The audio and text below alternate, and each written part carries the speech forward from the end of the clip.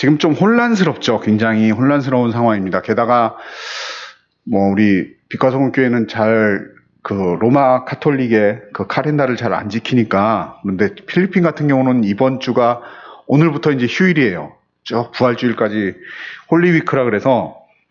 그런데다가 재밌는 건 이 시기가 제일 더운 시기, 그 여름방학 시기가 이때 시작이 돼요.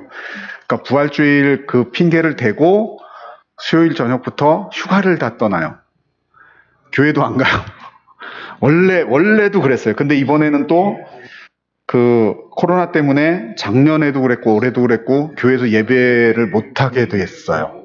지난주 하고 이번 주 하고 2주는 특별히.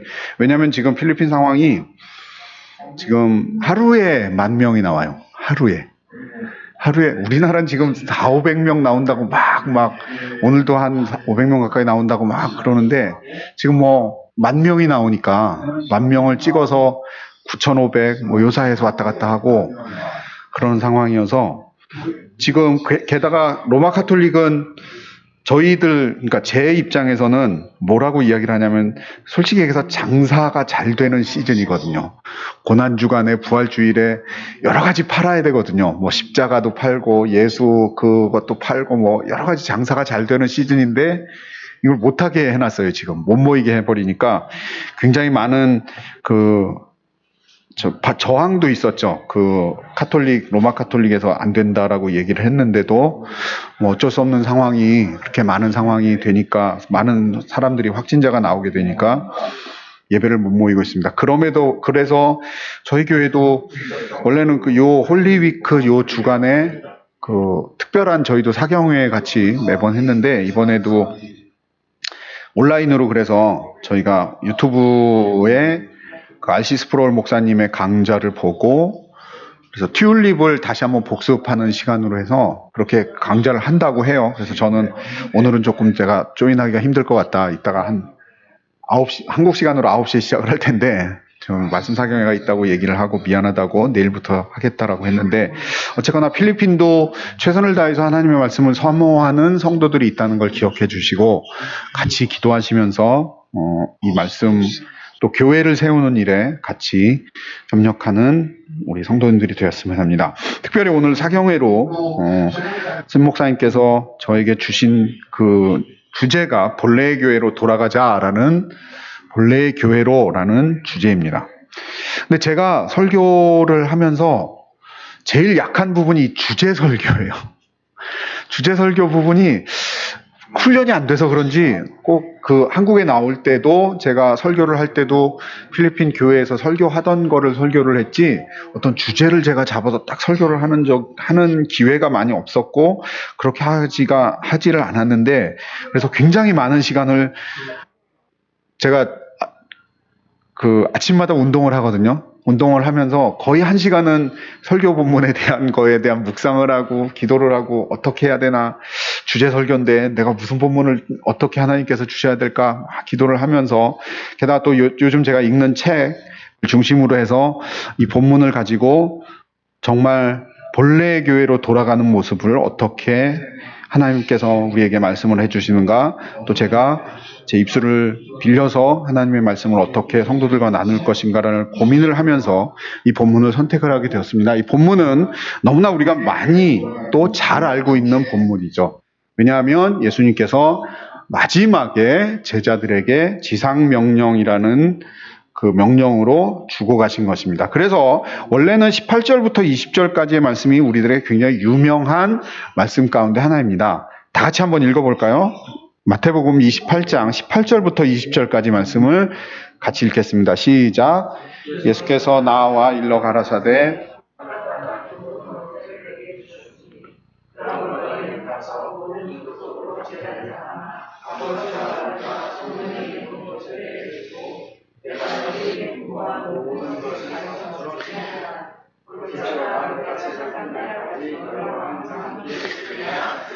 아멘. 요 세 개 구절이 지상명령이라고 해서 예수님께서 제자들에게 명령한 마지막 모습입니다.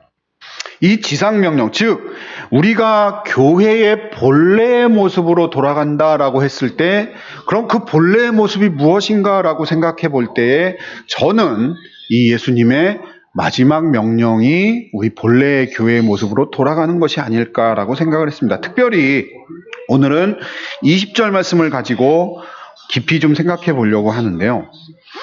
본래 교회에서 할 일, 이것이 동사로 한글 버전에서 동사로 보면 18절부터 20절까지 보면 제자를 삼고 세례를 주고 분부한 모든 것을 가르쳐 지키게 하라라는 동사로 예수님의 명령이 있습니다. 그리고 이것을 행할 때에 축복해 주시는 것이 무엇이냐면 내가 세상 끝날까지 너희와 함께 있을 것이다 라는 것이죠. 그러면 우리가 제자를 삼고 세례를 주고 이 모든 것들은 뭐 다른 의미에서 이미 다 기억이 나실 거라고 전제하에 저는 오늘 본문 말씀인 20절인 가르쳐 지키게 하라라는 말씀을 한번 생각해 보려고 합니다. 먼저 본래 교회에서 해야 될 일들 가운데 가르치는 일이 있습니다. 이 가르치는 일은 우리가 따로 분리해서 생각하기 쉬운데 그런 것이 아니라 성경에서도 이렇게 이야기를 합니다. 가르쳐 지키게 하라라는 것이에요. 그러니까 가르치는 일과 그 가르침을 받은 자들이 그 가르침을 지키는 일은 한 세트라는 것이에요. 그러니까 가르치는 일과 그들이 그 가르침을 지키는 일을 분리해서 생각하는 것이 아니라 하나로 생각해야 된다라는 것입니다. 우리가 배우는 일, 즉 우리가 교육을 받는 이유는 그 교육의 내용을 따라서 살기 위해서 배우는 것입니다. 이것은 일반적인 정의죠. 그러니까 우리가 왜 배움을 가지고 있는가, 또 아이들, 학생들 그 시기에 왜 배우는가 하냐 하면 그 배움을 따라서 그 배움을 지키게 하기 위해서 교육을 받는 것입니다. 이 배움이 또 이 교육이 우리의 사는 것과 아무런 관련이 없다면 이 교육은 아무것도 아닌 게 되는 거죠. 이것이 일반적인 정의이면서 교회 교육도 마찬가지입니다. 이것이 학교 교육도 이런 일반적인 그 목적을 가지고 학교에서 배웁니다. 학교에서 배우는 것이 단순히 지식적으로 영어를 많이 배우거나 또는 수학을 배워서 뭐 이런 것들을 잘하거나 이런 것들만의 목표가 아니라 배우는 것은 사회성, 즉 관계성을 배우고 또 여러 가지 전인적인 그 모습으로 교육이라는 것을 통해서 어떻게 우리가 사람으로서 살아가야 되는지를 배우는 일입니다. 그리고 그 배움을 따라서 그의 인생을 살아가는 것이죠. 그런데 지금은 이 세상은 이 일반적인 학교 교육, 그 전인 교육이라고 하는 그 목표가 지켜지질 않죠. 대부분 한 가지의 목표로 쏠려 있습니다. 그것은 잘 먹고 잘 사는 것이에요. 즉 성공이라는 것에 목표가 달려 있습니다. 그런데 우리가 교육이라는 것을 근본적으로 생각해 볼 때는 인간이 되는 것, 즉 내가 스마트해서 또는 내가 정말 잘 배워서 지식적으로 많은 것을 쌓고 있어서 이것이 교육의 목적이 아니라 내가 어떻게 사람으로서 잘 살아가야 되는가를 가르치는 것이 학교 교육의 목적입니다. 또 교회 교육의 목적도 바로 이것입니다. 가르치고 지키게 하는 것입니다. 이것이 본래 교회로 돌아가는 것이고 이것이 본래 교회의 모습이어야 한다는 것입니다. 이 가르치고 지키는 모습에서 우리는 세상의 목표처럼 잘 살고 잘 먹고 이러는 것이 아니라 또는 어떤 목표를 가르치고 있는 것이 아니라 어떤 사람이 되어야 하는가, 내가 어떻게 살아가야 되는가, 내가 어떻게 살아야 하는가를 교육받는 것이 바로 진짜 본래 교회의 또는 본래 교육의 모습이어야 한다는 것입니다. 제가 이 설교를 준비하면서 우연히 유튜브에서 한 광고를 봤어요. 어떤 광고인데, 상표는 이야기하지 않고, 어떤 차를 몰고 아빠로 보이는 한 어른이 자기 뒤에 아이한테 이렇게 물어봅니다. 넌 어떤 사람이 될래? 라고 물어봅니다. 그런데 이 부모의 대부분의 어떤 사람이 될래? 라고 질문하는 것은 너의 꿈은 무엇이니? 혹은 너의 목표는 뭐니? 라는 의미를 가지게 되죠. 그런데 이 아이의 대답이 참 가슴에 와닿습니다. 착한 사람이 될래요. 그래서 아빠가 그 질문에 자기의 의도는 너는 무엇을 하고 살래? 무슨 사람, 어떤 사람이 될래라는 것은 어떤 목표의 사람이 될래라고 물어봤는데 이 아이는 착한 사람이 될래요. 라고 대답을 해요. 그러자 이 아빠가 그렇지, 착한 사람으로 살아야지 하면서 자기가 정지선을 넘었던 정지선을 뒤로 쭉 빼서 정지선을 지키는 모습으로 차 광고가 이루어져 있습니다. 근데 이게 본래의 모습이다라는 거죠. 교육의 모습은. 그러니까 교회 교육의 모습도 이것입니다. 교회 교육 제가 모르겠어요. 옛날에 이런 얘기를 청년들한테도 많이 했던 것 같은데 비전이라는 것, 하나님의 비전. 그래서 한때는 교회에서 비전이라는 단어를 쓰면서 굉장히 많은 하나님의 비전은 무엇입니까? 당신의 비전은 무엇입니까? 라고 많은 세미나도 하고 많은 이야기를 하면서 잘못 가르쳤던 것이 무엇이냐면 세상과 똑같이 잘 먹고 잘 사는 것. 하나님의 사람인데도 내가 잘 먹고 잘 사는 것에 대해서 가르쳤던, 그러니까 하나님의 비전을 잘못 가르쳤던 거죠. 저는 그래서 하나님의 비전을 이것이 무엇에 대한 어떤 목표에 대한 이야기를 하고 있는 것이 아니라 어떻게 살아가야 하는가. 영어로 따지면은 what의 문제가 아니라 what is의 문제가 아니라 how의 문제다라는 거죠. 어떻게 살아가야 되는가. 목표와 목적은 우리가 개인마다 다를 수 있고 또 개인의 어떤 그 성과나 성취에 따라 달라질 수 있습니다. 그리스도인들도 그렇게 살 수 있어요. 어떤 사람은 정말 잘 돼서 그리고 그의 열심에 따라서 잘 살고 부자로 사는 사람도 있지만 그러나 그렇지 못한 사람들도 분명히 있습니다. 그러나 이런 것들은 삶의 목표일 뿐인데 이것이 하나님의 비전이 아니라 이런 상황 가운데서도 내가 어떻게 하나님께 응답할 것인가, 즉 하나님의 나타나심이 나에게 내가 어떻게 하나님께 보여질 수 있는가를 고민하는 것이 그리스도인들의 삶이어야 한다는 거죠. 그리고 이것이 바로 하나님 안에서 교회가 가르쳐야 될 비전이다라는 것입니다. 다를 수 있어요.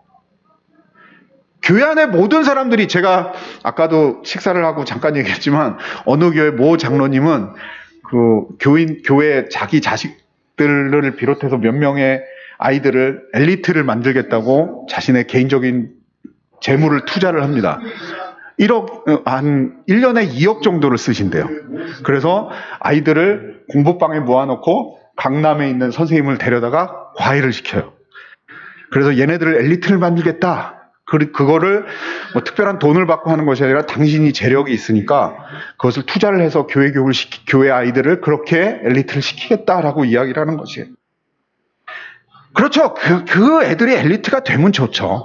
그래서 정말 제대로 된 하나님의 말씀대로 살아간다면 정말 좋겠죠. 그러나 그것은 그 이후의 예상은 지금은 저희가 모르는 거니까. 그러나 제가 목사로서 근본적으로 그런 아이들과 또 성도들에게 또는 청년들에게 이야기할 수 있는 것은 비전은, 하나님의 비전은 그것이 아니다라는 것이에요. 즉 본래 교회의 교육의 모습은 내가 어떻게 살아가야 하는가라는 고민이어야 한다라는 것이에요. 왜냐하면 이것이 한국교회의 이상한 전통으로 있어서, 특히 제가 교단을 이야기하긴 좀 그래. 어쨌든 순복음교회의 기복적인 신앙이 대부분의 교회들의 전파가 되어서 교회에 다니는 목적이 내가 세상에서 축복을 받고 내가 하나님을 믿으면 어드밴테이지가, 즉 혜택이 따로 더 생기는 거예요. 하나님을 믿으면 내가 노력하는 것에 하나님께서 주시는 세상적인 축복이 더해진다라고 생각하는 경우가 너무나 많다라는 거죠. 그것이 전반적으로 교회에 퍼져 있어서 한국의 기독교, 한국의 교회에서는 누가 신앙이 좋은가 하면 잘된 사람들이 신앙이 좋은 거가 되어버렸어요. 그래서 주일날 예배에 안 나오고 학원에 다녀서 좋은 대학에 간 애가 나중에는 신앙이 좋은 애가 되는 거예요. 또는 여러 가지 사업적인 부분, 또 여러 가지 부분들에 의해서 잘못 해석이 된 부분들이 있죠. 그러면 이것이 잘못됐다고 한다면 본래의 교회로 돌아갈 때 본래의 교회는 어떻게 해야 되는가? 잘 가르쳐야 됩니다. 그런데 이 잘 가르침은 무엇과 동시에 같이 되어야 되냐면 잘 지켜야 하는 것입니다. 지킨다는 것은 그것에 따라 행동하는 것, 그것에 따라 살아가는 것입니다. 즉 본래의 교회로 돌아가려면 오늘 본문 말씀에서 이야기한 대로 가르치고 지키게 해야 한다라는 것이죠. 그러니까 이 부분이 굉장히 중요한 부분입니다. 왜냐하면 한국교회에서 이 부분에서 어떻게 잘못 가르쳤냐면 가르치는 것은 정말 많이 가르쳤어요. 잘 가르쳤어요. 근데 이 가르침으로만 끝나버리니까 그 다음에 내가 지켜야 될 행동으로 가르치질 않았어요. 그러니까 교회 안에서는 잘 배워요. 또 교회 안에서는 그 모든 행동들을 잘 이해를 하고 잘 배웠어요. 그런데 이것이 지키고자 하는 삶에서는 나타나지질 않는 거예요. 그러니까 가르침과 지키게 하라는 것이 분리돼서 살아가 버린 거예요.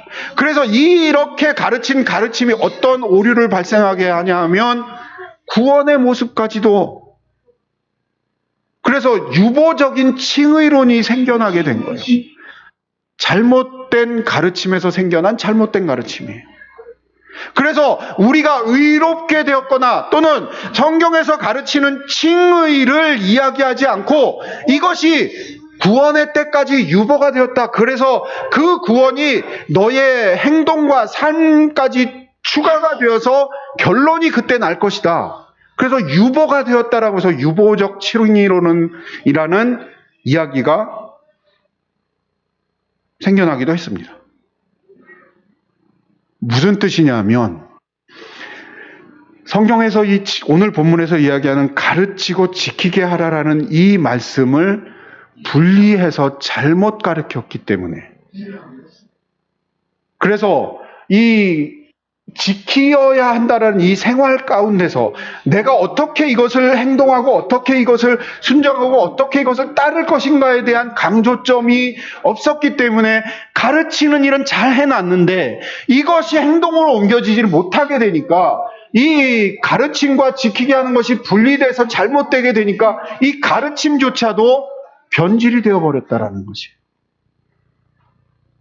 즉 본래의 교회에 돌아가고자 하는 이 교회의 모습에서는 올바르게 가르치는 것이고 이 올바른 가르침을 지키는 것이 있어야 한다라는 것이에요. 저는 제 신동진 목사님이 저에게 있어서는 굉장히 큰 친구이면서도 굉장히 큰 멘토이시기도 한데, 그래서 이런 말씀을 빛과성교회에 과연 전하는 게 맞나? 이건 잘하고 있는데 라고 생각했지만 또 한편으로는 달리는 말의 채찍질이니까 같이 한번 나눠보는 것이 좋겠다 해서 다시 한번 생각을 하게 됐는데요. 분명한 것은 가르침은 지키게 하는 것과 같은 세트라는 걸 기억하십시오. 여러분들이 신동식 목사님을 통해서 또 그 여러 리더들이 있는지 모르겠는데 리더들과 같이 하나님의 말씀을 배우면서 그 하나님의 말씀을 따라서 배우는 모습들이 있다면 이 모습을 내가 어떻게 지키고 있는가에 대한 고민이 분명히 우리에게 있어야 한다는 것이에요. 글쎄 모르겠어요. 제가 한국 교회를 전체를 다 안 다녀봐서 모르지만 이렇게 배움을 또 이런 가르침을 하는 교회들이 없습니다.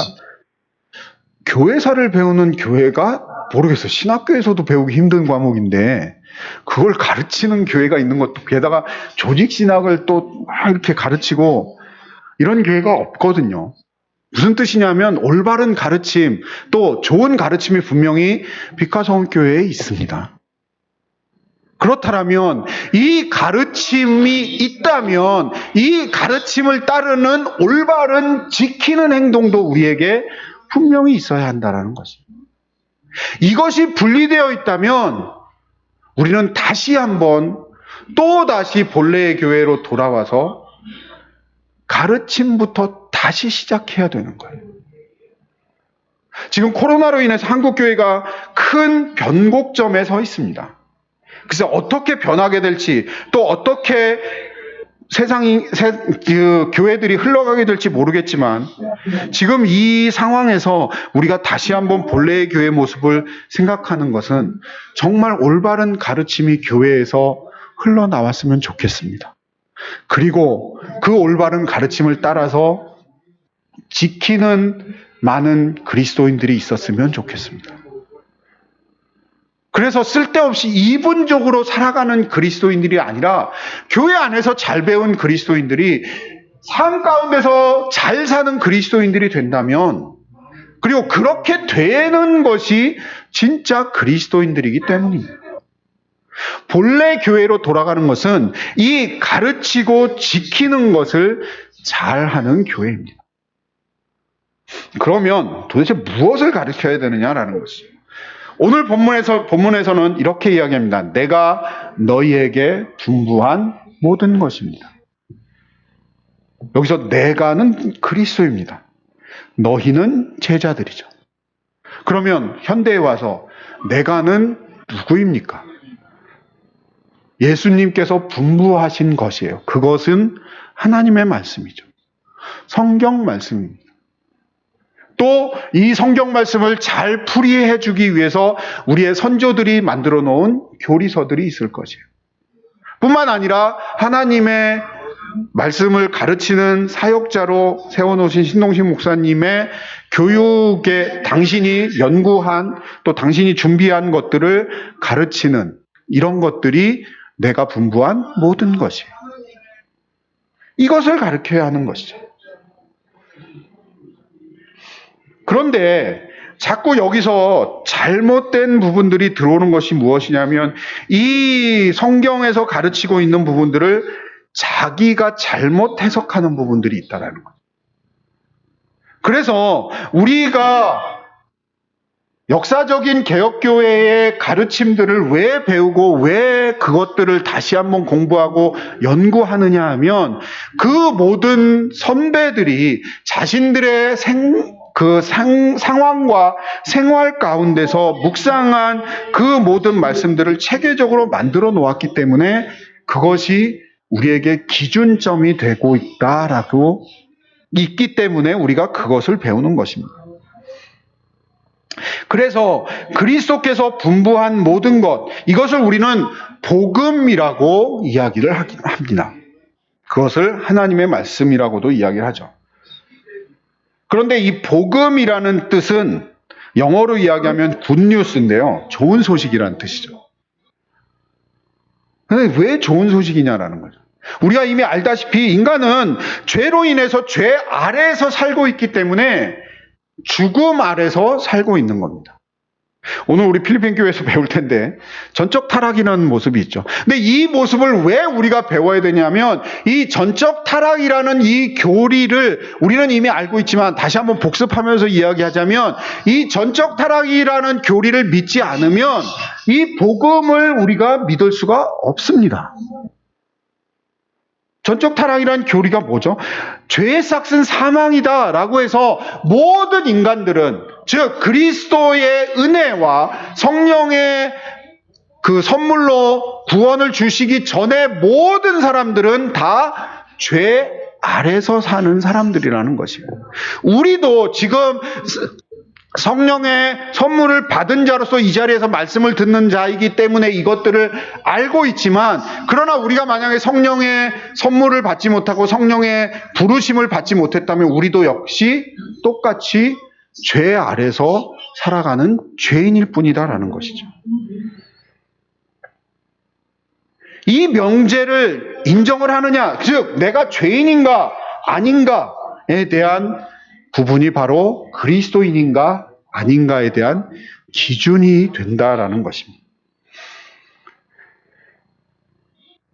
왜냐하면 모든 사람들이 죄인임을 깨달으면 구원자가 필요하게 되고 또 이 사망 가운데서 건짐을 받게 되고자 하는 그런 마음들을 갖게 되는데 그런 마음조차도 현재 그 죄 아래서 사는 사람들은 가질 수가 없다라는 것이죠.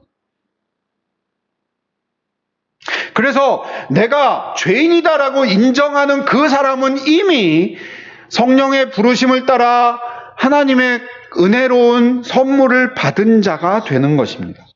그래서 로마서 5장 12절에 이렇게 말씀합니다. 이러므로 한 사람으로 말미암아 죄가 세상에 들어오고 죄로 말미암아 사망이 왔나니 이와 같이 모든 사람이 죄를 지었으므로 사망이 모든 사람에게 이르렀느니라. 라고 성경에서 이야기하는 이 말씀을 우리가 받아들이고 있느냐라는 것이죠. 이것을 받아들이지 못한다면 복음은 즉 그리스도에 대한 것들, 그리스도께서 명한 것들, 하나님의 말씀은 우리와 상관이 없어져 버리는 것이에요. 왜냐하면 내가 죄인이 아니기 때문에, 내가 죄 아래서 살아가는 사람이 아니기 때문에 라는 것이죠. 그런데 이 전적 타락이라는 교리는 우리의 모든 죄가 최고의 죄를 지었다라는 뜻이 아니라 우리의 모든 행위가 악하다라는 뜻입니다.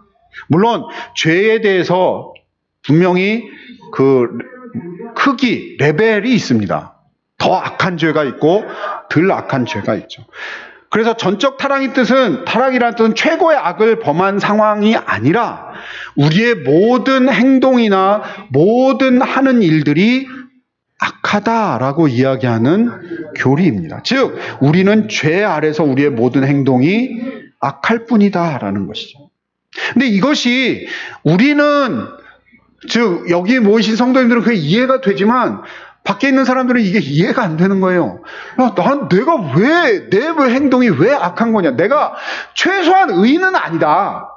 내가 의인은 아니지만 죄를 짓고 살지는 않는다. 근데 왜 내가 죄인인가? 이렇게 의문점을 갖는 사람들이 많다라는 것이에요. 필리핀에서도 마찬가지고 한국에서 전도할 때 이 부분에 대해서 그 거센 항의나 또 반대가 분명히 있을 것입니다. 내가 왜 죄인인가? 그래, 솔직히 얘기하면 내가 의인은 아니다. 의인은 아니고 내가 뭐 많은 그 의로운 것들을 그렇게 쌓아놓은 그런 사람은 아니지만 죄인은 아니야 라고 생각하는 사람들이 분명히 있을 것입니다. 그러니까 이 부분을 인정하는 사람은 이미 그가 성령의 부르심을 받아 은혜를 받은 자로서 구원의 성령의 하나님의 선물을 받은 자다라는 것입니다. 즉 우리가 죄인임을 깨닫는 자는 복음을 들은 자다라는 것이죠. 그리고 이 복음을 가르침을 받을 수 있었다라는 것이. 그래서 교회에서 가르치는 일 중에서 가장 중요한 것은 우리의 원래의 모습을 가르치는 일이 분명히 필요한 거예요. 왜냐하면 그것이 없으면 하나님의 은혜에 대해서 잘 모르고 그 하나님께서 주셨던 은혜에 대해서 잘 깨닫지를 못합니다. 제가 지난 주일에 모교회를 가서 예배를 하는데 거기는 20%인데도 어쨌든 성전이 좀 크고 그래서 모교회 가서 예배를 합니다. 그런데 어떤 딴 교회 다니시는 분 같아요. 그분이 와서 뭐 여러 이야기를 하고 예배를 드린다고 착석을 했는데 2분 전에 전화가 와서 막 떠드시는 거예요. 그래갖고 안내자한테 불러서 이분 이렇게 떠드시니까 조용히 시키시라고. 그리고 그에다가 그분은 마스크도 계속 벗어요. 이렇게 뭐 통화를 하고 뭐 한다고. 그러시다가 일단 안내하시는 분이 와서 한번 주의를 주고 그 다음에 갔는데 계속 이렇게 크게 떠드니까 그래서 어떤 옆에 있는 저희 선배 권사님이신데, 그러니까 모교회니까 저 잘할 때 이제 누님이었는데, 그래서 권사님이 얘기를 하려고 그러다가 그 옆에 있는 그 남편 집사님이 건드리지 마라. 시끄러워진다. 건드리지 마라. 라고 얘기를 해요. 그래서 제가 시계를 보다가 예배 딱 1분 전에 가서 예배 시간 다 됐습니다. 통화를 끊으시죠. 그리고 마스크를 꼭 써주세요. 라고 얘기를 했어요. 그랬더니 저를 빤히 이렇게 쳐다보는 거예요. 이 사람 뭔데? 이런 명령을 하나? 그랬더니 안내되시는 그 집사님 오셔서 주의 깊게 잘 보시면서 체크를 좀 해주세요. 그리고 제가 목사님이라고 말씀을 드릴까요? 그러더라고요. 그래서 그럴 필요까지는 없고요. 그냥 제가 잘 알아서 보겠습니다. 하더니 계속 이제 마스크가 내려가고 그래서 좀 주의 깊게 신경을 썼는데 그 주변에 있는 교인들이 그분을 이제 주의를 주면서 예배에 좀 집중하자, 예배 드리자라고 이야기를 하는 모습들을 보면서 예배가 시작됐을 때에 제게 온 감동은 무엇이냐면 성도들이 정말 예배를 잘 드리려고 노력하고 있구나. 방해받지 않으려고. 요즘은 다른 사람들의 어떤 일에 간섭하는 것이 쉽지는 않죠. 그 사람의 반응이 어떻게 들어올지도 모르고 그 일로 인해서 더 소란스러워질까봐 그것이 두려워서 접촉하기를 싫어하는데 그 앞에 한 서너 명의 그 권사님들, 그 집사들, 제가 아는 사람들이 예배에 집중하자고 그 사람을 제어를 하더라고요. 그 모습을 보면서 성도들은 이렇게 예배에 집중하려고 하는데 라고 하면서 감동적인 그런 모습들이 좀 제게 개인적으로는 그렇게 있었어요. 그래서 다시 한번 목사로서 정말 하나님의 말씀을 이 예배 시간에 가르치기 위해서 잘 준비했을까? 또 나도 잘 준비해야 될 텐데 라는 반성도 하면서 그런 모습들을 보았는데요. 자, 예배한다라는 것, 즉 성도들이 그렇게 하나님의 말씀을 사모하고자 하는 그 성도들의 모습들은 분명히 한국교회의 강점 중에 강점으로 저는 생각이 됩니다. 그러나 그런 열심에 무엇이 올바르게 접속이 되어야 되냐 하면 올바른 성경의 가르침이어야 한다라는 것이. 즉 그리스도께서 분부하신 모든 것, 즉 하나님의 말씀으로 우리에게 다가와서 그 말씀 속에서 나오는 가르침으로 우리가 그 가르침을 배워 그 가르침을 지키는 자가 되어야 되는 것이 올바른 교회의 모습이어야 한다는 것이죠. 그래서 이 그리스도에게가 분부한 모든 것, 그 복음의 내용은 바로 그리스도에 대한 모든 것입니다. 또 그리스도를 믿는 사람들이 어떻게 살아가야 되는지 사도들에 의해서 기록된 편지들이 바로 그리스도께서 분부한 모든 것입니다. 우리는 그것을 배우는 것입니다. 그래서 우리는 복음의 내용을 함축적으로 요약하자면 성부 하나님께서 창세 전에 모든 삼위 하나님과 구원의 계획을 세우셨고 또 그 인간의 타락 가운데서 그리스도께서 이 땅에 내려오셔서 당신이 내려오시는 그것부터 고난의 시작으로 모든 고난을 받으시고 그 고난 가운데서 승리하시고 부활하심으로 모든 하나님의 계획을 성취하셨고 또 이 성취된 그리스도의 구원이 성령 하나님께서 주시는 값없는 선물로 우리에게 주어진 것을 우리가 복음이다 또는 하나님의 말씀에 가장 요약된 것이다라고 배우고 있는 것입니다. 특별히 저도 그 책을 지금 이 코로나 때문에 나와 있어서 온라인 그 책 때 온라인 그러니까 예배할 때 죄송합니다. 십몇 년 이상 살다 보니까 한글하고 막 이게 게다가 따갈로까지 막 겹쳐 있으면 말이 막 이렇게 헛갈리는데 어쨌거나 그 신목사님의 구원기를 찾다를 저도 설교를 했거든요. 그걸 다 챕터를 따라 설교를 했는데 잘 나와 있습니다. 그리고 또 누가 저희 동기 중에 혹시 네가 가르쳤던 설교 좀 나한테 보내줄 수 있냐 그래서 그대로 보내줬어요. 그러니까 구원에 대한 길을 올바르게 가르친 지도자가 여기 있고 책들이 있습니다. 뿐만 아니라 우리들은 이 빛과 소금 교회는 여러 가지 전통적인 교리들을 따라서 복음의 내용들을 배우고 있습니다. 이것이 교회의 본래의 모습이어야 합니다. 올바른 가르침을 가르치는 것. 그리스도께서 분부하신 것은 이 올바른 가르침입니다. 이 올바른 가르침을 가르치고 또 이 가르침을 받는 우리들은 이 가르침을 따라 지키는 일을 해야 한다라는 것이. 그 지키는 일의 대표적인 일은 저는 제가 선교사이기 때문에 전도하는 일로 예를 들어서 한번 생각해 보고자 합니다. 제가 한국에서 와서 읽고 있는 책 중에 건강한 9가지 교회 표지들이라는 그 시리즈 책이 있는데 그 중에서 전도라는 책이 있는데 거기서는 정말 강하게 이야기를 하고 있습니다. 어떻게 현대 교회들의 전도 방식을 아주 신랄하게 비판하고 있는데 이렇게 이야기합니다. 슬프게도 종종 우리는 전도를 성경보다는 세상에서 배운다. 비즈니스 세계 혹은 서점에 있는 자기 개발서들 같은 것에서 말이다.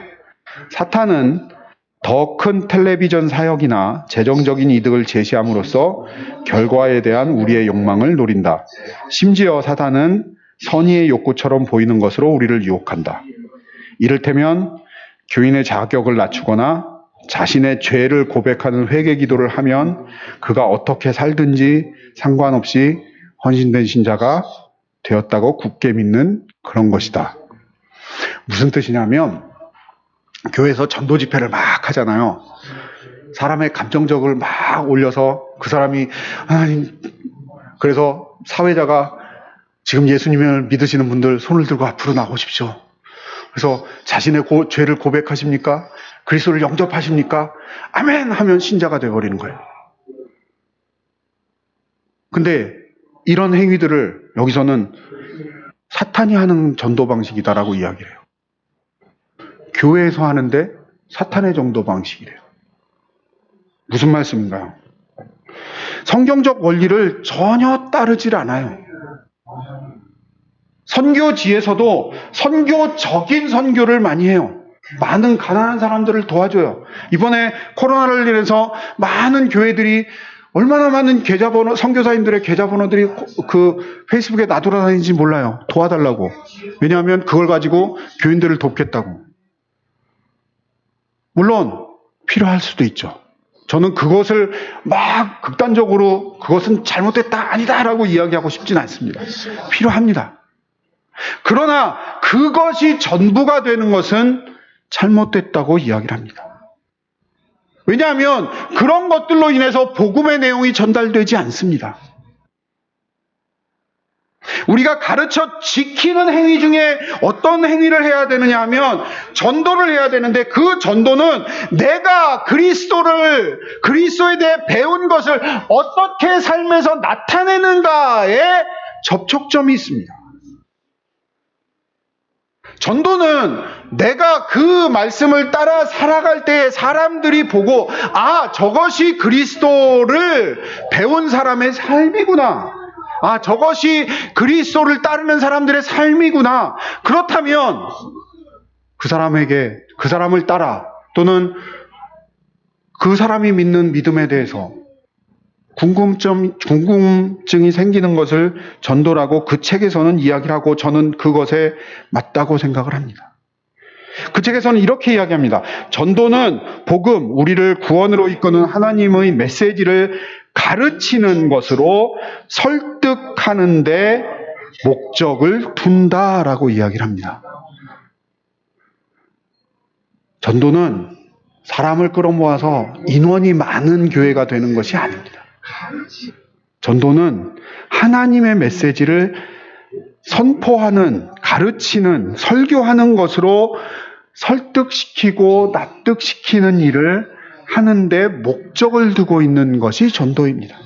그러니까 내가 그리스도에 대해서 올바르게 배운 것을 내 삶 가운데서 어떻게 살아가는가로 나타날 때에 다른 사람들이 그 전도의 접촉점을 찾아 하나님의 메시지를 같이 배우고 나누는 경우가 될 수 있다라는 것입니다. 그래서 이 지키는 행위는 지킨다라고 하는 이야기들은 분명히 가르침에 기초를 두어야 합니다. 즉, 제가 선교사이기 때문에 전도의 부분을 이야기하면 이 전도의 부분도 성경에서 가르치는 원리를 따라 전도해야 한다라는 것이에요. 그냥 많은 어떤 이벤트를 해서 소리나는 구리와 울리는 꽹과리와 같은 그런 시끄러운 행사의 전도가 아니라 올바르게 배운 그 배움을 지키는 삶으로 나타내는 것으로 접촉점을 삼는 것이 올바른 전도의 모습이 되고, 그들이 교회에 와서 하나님의 메시지를 설교와 선포하는 또는 가르치는 것으로 설득되어지는 것이 전도의 모습이다라는 것이에요.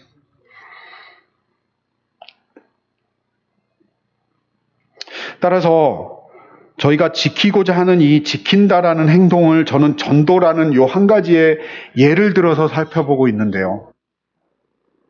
우리의 삶의 모습이 그렇게 전도의 모습으로 바뀌어야 하는 것입니다. 단순히 사람들을 끌어모아서 어떤 사람들의 호기심을 자극하는 어떤 이벤트화 된 것이 아니다라는 것이죠. 그렇게 저도 많이 해봤습니다. 선교지에서. 여러분들도 비전 트립으로 저희 교회 와보셨죠. 그래서 아이들을 전도해서 막 한 200명 정도 되는 아이들 모여서 얼굴 페이스 페인트도 하고 풍선 만들어서 주고 이렇게 했습니다. 얼마나 갈까요? 토요일 날 했으면 그 다음 주 주일까지만 갑니다. 그 다음 주일까지만 옵니다. 그래서 한 주 정도 지나면 그냥 레귤러 멤버들만 남아 있습니다. 무슨 뜻인가? 성경의 원리를 따르지 않으면, 물론 그렇게 행사를 통해서 들려지는 복음의 목소리가 분명히 하나님이 역사하신다면 거기에도 큰 역사가 있겠지만, 또 저희들이 그런 비전 트립 팀의 그 프로그램을 따라서 전도를 하는 이유는 그렇게 해서라도 알려지는 복음의 모습들을 갖기 위해서 그렇게 손님들 또는 비전 트립 팀들과 같이 그런 이야기를 하고 있지만요. 그리고 저희 교회 매월 마지막 주 토요일에 저희 자체적으로도 전도 행사를 합니다. 비전 트립 팀이 오지 않더라도. 그래서 거의 그냥 그때는 유년 주일 학교가 레크레이션이 없기 때문에 그때를 통해서 레크레이션도 하고 아이들과 이렇게 교제를 하는 시간을 가지고 하는데요. 이런 계기점들은 어떤 면에서는 접촉점만 찾아줍니다. 그것이 한 성도로서의 길을 만들어주거나 그 대문을 활짝 열어주는 것이 아닌 거예요. 그 대문 앞에까지 오게 하는 일인 것이죠. 그런데 한국교회가 잘못 가르쳤기 때문에 이 접촉점 찾는 일에 너무 많은 투자를 많이 하고 너무 많은 예산들을 써버리는 경우도 많습니다.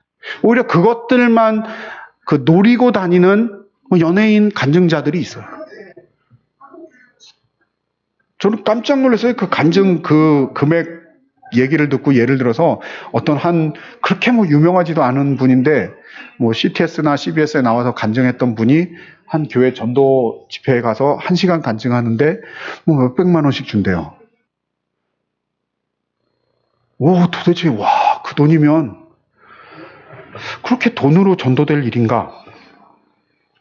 라는 생각도 하게 되는데, 어쨌거나 이런 것들이 우리에게 분명히 다시 한번 본래의 교회로 돌아가기 위해서 살펴봐야 하는 것들입니다.